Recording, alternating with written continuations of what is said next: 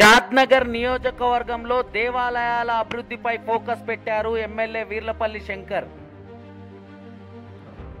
గత ప్రభుత్వంలో పేపర్లకే పరిమితమైన తప్పుడు ప్రొసీడింగ్లకు భిన్నంగా భక్తుల సౌకర్యార్థం నియోజకవర్గంలోని చౌడమ్మగుట్ట ఆంజనేయ స్వామి, ఎలికట్ట, భవానీమాత ఆలయాలతో పాటు మామిడిపల్లి రామాలయాల అభివృద్ధికి 50 లక్షల చొప్పున ఒక్కో ఆలయాన్ని సర్వాంగ సుందరంగా తీర్చిదిద్దేందుకు తమ ప్రభుత్వం నిధులు మంజూరు చేస్తున్నట్లు పేర్కొన్నారు.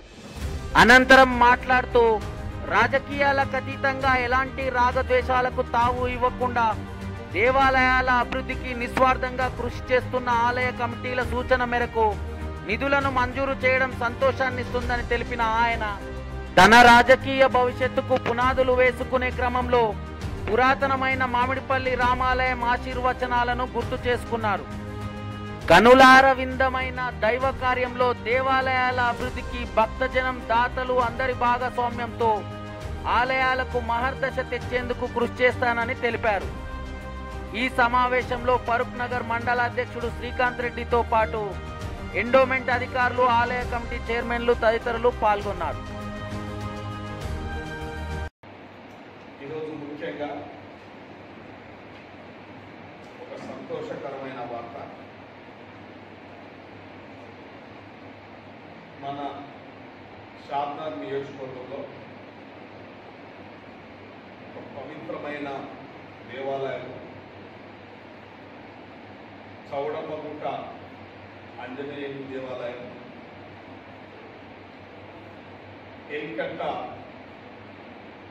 మాత అంబ భవాని మాత, అదేవిధంగా మామిడిపల్లి శ్రీరామ దేవాలయం, ఈ పవిత్రమైన దేవాలయాలను కొద్దిగా పవిత్రంగా మరమ్మతులు అనుకోండి, కొద్దిగా భక్తులకు సౌకర్యంగా ఉండే విధంగా కొన్ని మరమ్మతులు చేపట్టడానికి ఇవాళ ఆ దేవాలయాలను పునర్నిర్మాణం చేయడానికి కొన్ని హనుమాన్ టెంపుల్, కొన్ని గదులు, గాలిగోపురము, మండపము, పూలగోపము, అదేవిధంగా అంబభవాని టెంపుల్కు కాంపౌండ్ వాళ్ళు, టాయిలెట్స్. ఇప్పుడు మామిడిపల్లి దేవాలయం పూరగా ఒక శిథిలావస్థను చేరుతున్నది. గతంలో కూడా నిర్లక్ష్యం చేయడం జరిగింది. ప్రత్యేకంగా నవీన్ గౌడు ఆ దేవాలయానికి పెద్ద మనుషులు, చాలామంది పెద్ద మనుషులు అందరూ కూడా దాన్ని దేవాలయాన్ని పునర్నిర్మాణం చేయాలంటే నేను కూడా పాటించడం జరిగింది. నా సొంత డబ్బులు కూడా ఇస్తామని చెప్పడం జరిగింది. అక్కడ ముఖ్యంగా ప్రభుత్వము తెలంగాణ వ్యాప్తంగా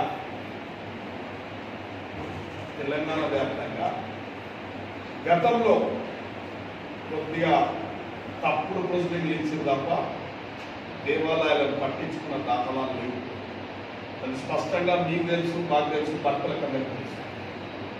ఇవాళ కొన్ని డబ్బులు ఇప్పించినప్పటికీ ఒక 50 లక్షలు చౌడమ్మగుట్ట టెంపుల్కి 50 లక్షలు, అంబాభవాని టెంపుల్కి 50 లక్షలు, మామిడిపల్లి రామాలయానికి 50 లక్షలు. దీంతో పాటు నేను చాలా సంతోషంగా పడుతూ ఉన్నా.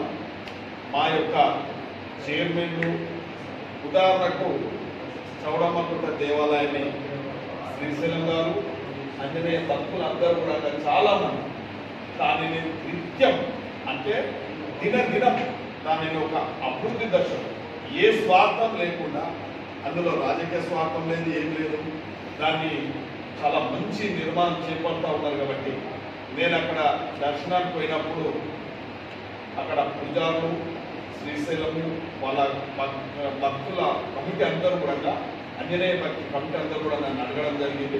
తప్పకుండా నేను ఒక 50 లక్షలు మంజూరు చేసుకోమని చెప్పి మాట ఇవ్వడం జరిగింది. వల్ల అది నేను ఆ మాట ప్రకారం ఈరోజు మరి మంజూరు కూడా నిధులు మంజూరు చేయడం జరిగింది.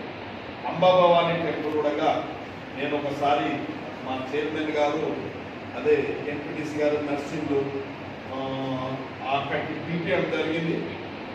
కమిటీ వేసినప్పుడు ఇది పునర్నిర్మాణం చేయాలంటే ఒక కాంపౌండ్ వాళ్ళు ఇంకా మండపాలు ఏవైనా చిన్న చిన్నవి ఉంటే చేయాలని చెప్పి ఆ రోజు నేను 6 నెలల నాడు నేను మాట ఇవ్వడం జరిగింది. ఆ 6 నెలల నుంచి కూడా దీని వెంబడి పడి ఖచ్చితంగా 50 లక్షలు చేయడం జరిగింది. అదేవిధంగా మాటపల్లి కూడా 50 లక్షలు చేయడం జరిగింది.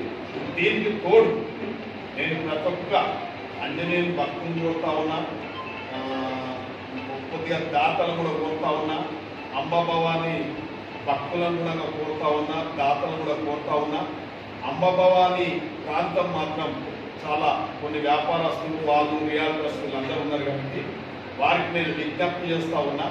మీరు ఆమె భక్తి పరులు కాబట్టి మీరు ఆ గుడిని చాలా అన్ని విధాల మంచిగా పునర్నిర్మాణం చేయడానికి ప్రతి ఒక్కరు సహకరిస్తారనేది నాకు అపారమైన నమ్మకం ఉన్నది.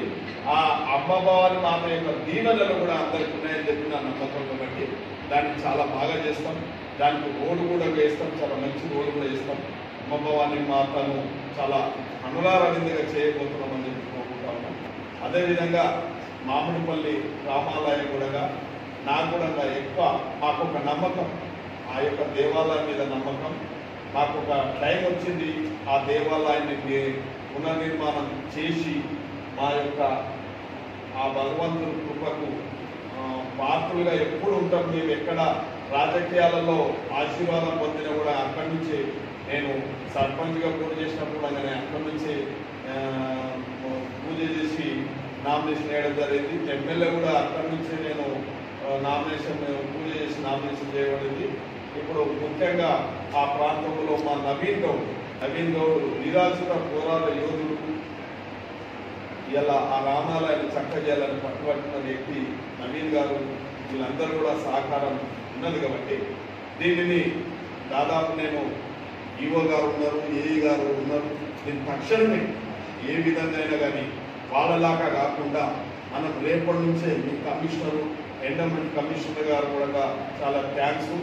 అదేవిధంగా రాష్ట్ర దేవాదాయ శాఖ మంత్రులు కొండ సురేఖ గారికి, కమిషనర్ గారికి, అందరికీ అందరికీ మన వాళ్ళకి అందరికీ సంబంధిత అధికారులు అందరూ కూడా నేను ప్రత్యేకంగా ధన్యవాదాలు చెప్తా ఉన్నాను. ఇవాళ దేవాదాయ చైర్మన్లకు కూడా నేను ధన్యవాదాలు చెప్తా ఉన్నాను. ముఖ్యంగా నేను విజ్ఞప్తి చేస్తా ఉన్నాను చైర్మన్లకు, అధికారులకు అందరూ కూడా మనం ఎక్కడ కూడా ఆశించకుండా ఇది తక్షణమే ఈ కార్యక్రమం పూర్తి చేయాలి. మా నాయకులు చేసుకుంటే మనకు ఒక పేరు వస్తుంది. ఇప్పుడు గతంలో ఎవరేం చేయలేదు. కమిటీ చైర్మన్ కావడం, మరి కొబ్బరికాయలు చూసుకోవడమా, ఏం చూసుకోపోతారో ఏం చేసి తెలియదు. కానీ ఇప్పుడు మా చైర్మన్ల మీద మా అధికారుల మీద పూర్తి నమ్మకం నాకు ఉంది.